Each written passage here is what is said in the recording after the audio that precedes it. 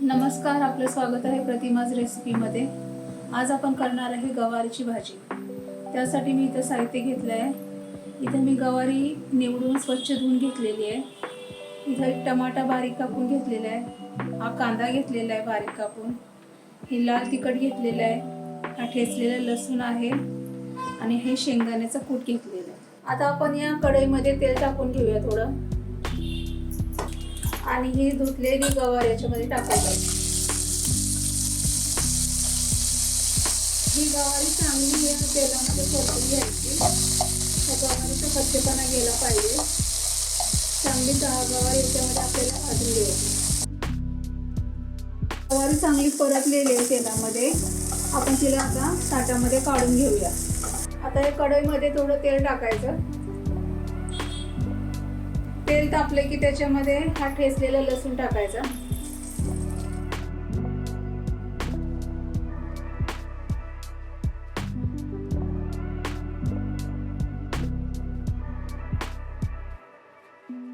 आता हा कांदा चांगला परतलेला आहे। आता याच्यामध्ये हा टमाटा टाकायचा। हा टमाटा पण चांगला शिजेपर्यंत त्याला चांगलं परतून घ्यायचा। आता हा कांदा टमाटा चांगला परतलेला आहे। आपण आता याच्यामध्ये बाकीचे मसाले टाकूया। एक अर्धा चमचा हळद टाकायची, एक अर्धा चमचा धने जिऱ्याची पावडर टाकायची, अर्धा चमचा गरम मसाला टाकायचा। हे सगळं मिक्स करून घ्यायचं।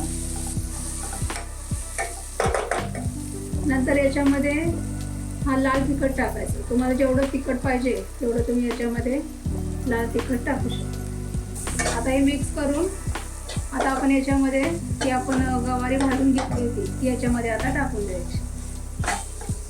आता ही गवारी याच्यामध्ये टाकायची। ही गवारी सगळी मिक्स करायची। आता ही गवारी शिजण्यासाठी थोडंसं पाणी टाकायचं याच्यामध्ये।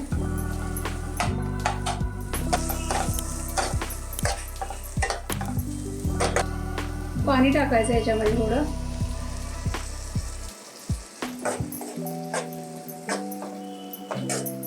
हे मिक्स करून थोडंसं चवीनुसार थोडंसं मीठ टाकायचं। चवीनुसार मीठ टाकायचं।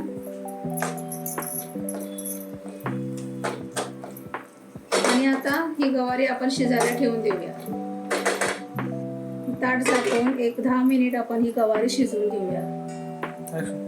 आता 10 मिनिट झालेले आहेत। आपण बघूया गवारी कशी झाली आहे। आता 10 मिनिट झालेले आहे। ही गवारी शिजत आलेली आहे। आता आपण याच्यामध्ये शेंगदाण्याचा कूट टाकायचा। हा शेंगदाण्याचा कूट टाकायचा।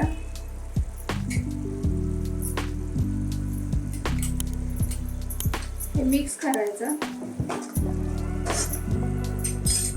थोडंसं पाणी टाकायचं याच्यामध्ये आणि 5 मिनिट परत झाकून ठेवायचं। मग आपली ही गवारीची भाजी खाण्यासाठी तयार होईल। आता एक 5 मिनिट परत झाकून ठेवूया। 5 मिनिटानंतर आपली गवारीची भाजी तयार होईल।